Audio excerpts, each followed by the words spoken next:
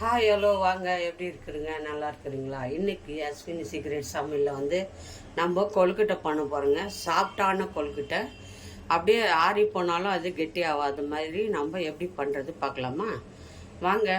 அதுக்கு ஒரு கப்பு அரிசி மாவு எடுத்துக்கிறேன். அதை ஒரு கடாய் சூடு பண்ணி அந்த அரிசி மாவை வறுத்துக்குங்க. இந்த அரிசி மாவை கொஞ்சம் லைட்டாக சூடு ஆகுற மாதிரி வறுத்துடலாம். நல்லா டேஸ்டியாக இருக்குங்க, சாஃப்டாக. அந்த மாதிரி நம்ம எப்படி செய்யுது இதை கொஞ்சம் லைட்டாக சூடேறும். நல்லா சூடாயிடுச்சு.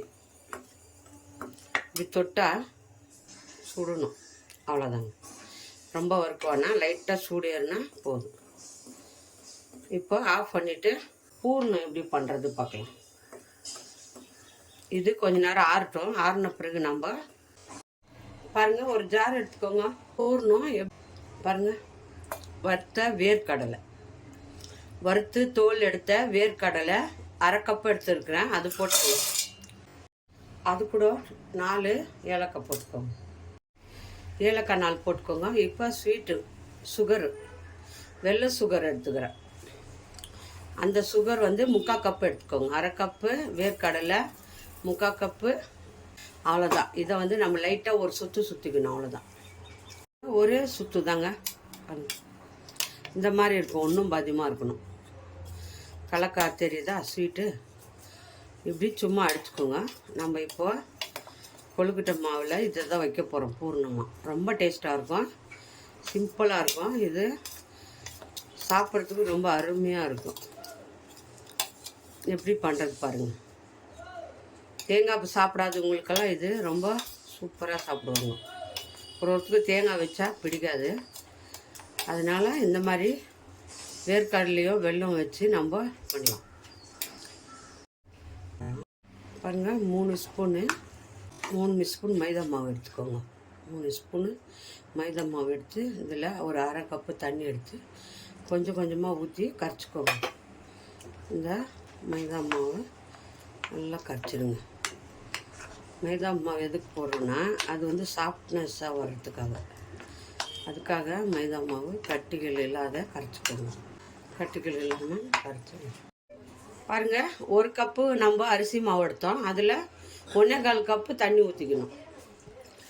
ஏன்னா ஃபஸ்ட்டில் வந்து நம்ம அந்த 1/4, அவ்வளோதாங்க. இது தண்ணி சூடாகட்டும். சால்ட்டு போட்டுக்கோங்க. நெய் 1 ஸ்பூன். அப்போ தான் சாஃப்டாக வரும். சாப்பிட்டா ரொம்ப வாயில் கரைஞ்சிரும், அந்த மாதிரி இருக்கும் டேஸ்ட். பாருங்கள், மைதா மாவு கரைச்சி வச்சுக்கிறோம். அதை இதில் ஊற்றிக்கலாம். கட்டிகள் இல்லாத இதில் ஒரு கரண்டி வச்சு கட்டிகள் இல்லாமல் நல்லா கலக்கிட்டு அரிசி மாவு அதை அப்படியே மேலே கொஞ்சம் கொஞ்சமாக போட்டு கலக்கணும். மாவை நல்லா கலக்கிடும். ரொம்ப சாஃப்டாக வரும் பாருங்கள். இந்த மாதிரி மாவு நீங்கள் செஞ்சிங்கன்னா கொழுக்கட்டை வந்து 1 சாப்பிட்றவங்க 10 சாப்பிடுவாங்க. அவ்வளோ டேஸ்டியாக இருக்கும். எல்லா மாவையும் போட்டு நல்லா மிக்ஸ் பண்ணிடணும். நல்லா மாவை நல்லா அப்படி கட்டிகள் இல்லாமல் கலக்கிடுங்க. நல்லா மாவை இந்த மாதிரி பதத்தில் கொஞ்ச நேரம் மூடி வச்சுருங்க.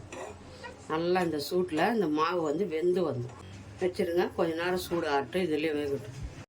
பாருங்க, மாவு வந்து நல்லா கையில் கொஞ்சம் எண்ணெயோ நெய்யோ போட்டுக்கோங்க. சூடாக இருக்கும்போதே நல்லா பிசைஞ்சிருங்க.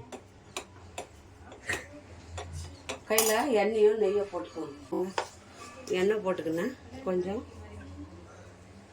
இப்போ இதை கையை நல்லா இது பண்ணிவிட்டு மாவு நல்லா வெந்துச்சு பாருங்கள். சூப்பராக சாப்பிட்டாவே பிசைஞ்சு பாருங்க. கை பொறுக்கிற சூட்டில் நீங்கள் இந்த மாவை நல்லா சேர்த்து பிசைஞ்சுக்கணும். நல்லா எவனே மாவு சப்பாத்தி மாவு மாதிரி இந்த மாதிரி பிசைஞ்சு கொஞ்ச நேரம் மூடி வச்சுருங்க. நம்ம இப்போ போட போகிறோம். பாருங்கள், இது சூடு ஆறிடுச்சு. இப்போ இது வந்து நம்ம தட்டிக்கலாம். மாவு காயக்கூடாது. மாவு காயாத நீங்கள் தட்டிக்கோங்க. இந்த மாதிரி ஒரு கவர் எடுத்துக்கோங்க. இந்த மாதிரி ஒரு கவரு. இது நான் பாருங்கள், இந்த பக்கம் ஓப்பன் பண்ணல, அப்படியே இருக்குது. இது உள்ளே வச்சு நான் அமுக்க பாருங்கள். கொஞ்சம் கொஞ்சமாக மாவு எடுத்து இந்த மாதிரி ரவுண்டாக தட்டிக்கோங்க. இது உள்ளே வச்சுருங்க. இந்த மாதிரி அகலமாக இருக்கிறது இது கிண்ணம் எடுத்துக்கோங்க. இந்த மாதிரி இப்படி கொஞ்சம் மெலிசாக தட்டிக்கோங்க, அப்போ தான் நல்லாயிருக்கும். இந்த மாதிரி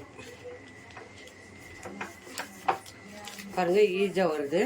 இந்த மாதிரி தட்டிட்டு இப்போ இதில் நம்ம இந்த மாதிரி மெலிசாக தட்டிக்கோங்க. கையில் கூட தட்டிக்கலாம், ஒன்றும் பிரச்சனை இல்லை. தட்டிட்டு பூர்ணத்தை எடுத்து கலக்காவும் வெல்லமும் நம்ம வேர்க்கடலையும் வெல்லமும் வச்சு கொஞ்சமாக போடுங்க. போட்டு பாருங்கள், இப்படி தட்டி நல்லா ஓரம்லாம் நம்ம ப்ரெஸ் பண்ணி விடுங்க.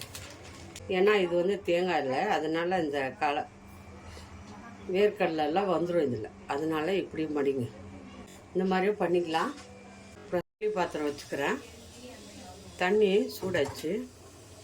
ஒரு இட்லி தட்டு போட்டுக்கோங்க. அது மேலே இந்த மாதிரி ஒரு தட்டு வச்சுக்கோங்க. இட்லி சூடாச்சு. இப்போ நம்ம கொழுக்கட்டை பாருங்கள் எல்லாம் பண்ணி வச்சுட்டுக்கிறேன். ஒன்று ஒன்றா எடுத்து நம்ம இதில் இது வச்சு மூடி போட்டுக்கணும். தண்ணி மூடி போட்டு வேக வச்சிடணும். 10 நிமிஷம் வைங்க போதும், அதுக்கு மேலே வைக்காதீங்க. 10 நிமிஷம் ஆயிடுச்சு. இப்போ திறந்துக்கலாம். பாருங்கள் வெந்துடுச்சு. இப்போ கொஞ்சம் ஆற வச்சு இதை எடுத்துக்கணும். சூட்லேயே எடுத்தால் எல்லாம் ஒட்டின்னு இருக்கும். ஒரு 5 நிமிஷம் ஆற வச்சு எடுத்துக்கணும். பாருங்கள் எல்லாம் செஞ்சிட்டோம் கொழுக்கட்டை. இதில் வந்து இது வேர்க்கடலை வச்சுக்கிறோம் இல்லையா, அதனால் இது வந்து கொஞ்சம் புஷ் பண்ணுறது கொஞ்சம் கஷ்டம்தான். ஆனாலும் பாருங்கள் எவ்வளோ சாஃப்டாக வந்துருக்கு, நல்லா இருக்குது பாருங்கள். கொஞ்சம் கூட வெடிப்பு இல்லாமல் நல்லா சூப்பராக வந்துடுது. நல்லா இருக்குது பாருங்கள். வேர்க்கடலை வச்சது சிம்பிளாக குயிக்காக பண்ணலாம், ஈஸியாக பண்ணலாம், கஷ்டமே இல்லாமல் இது ரொம்ப நல்லாயிருக்கும். இந்த மாதிரியும் நம்ம செய்யலாம். ரவுண்டாக தட்டிட்டு உள்ளே நம்ம வச்சு இது இப்போ வேக வைக்கலாம். ரொம்ப நல்லா வந்திருக்கு பாருங்கள், செம்ம டேஸ்ட்டாக இருக்குது. இதே போல் வீட்டில் செஞ்சு பாருங்கள், நல்லா வரும். சிம்பிளாக குயிக்காக பண்ணலாம். இந்த கொழுக்கட்டை யார் யாருக்கு பிடிக்குமோ லைக் பண்ணுங்கள், ஷேர் பண்ணுங்கள், கமெண்ட் பண்ணுங்கள். மறக்காத அஸ்வினி சீக்ரெட் சமையலை சர்ப்ரைஸ் பண்ணுங்கள். நம்ம இன்னொரு டிஷ்ஷில் பார்ப்போம்.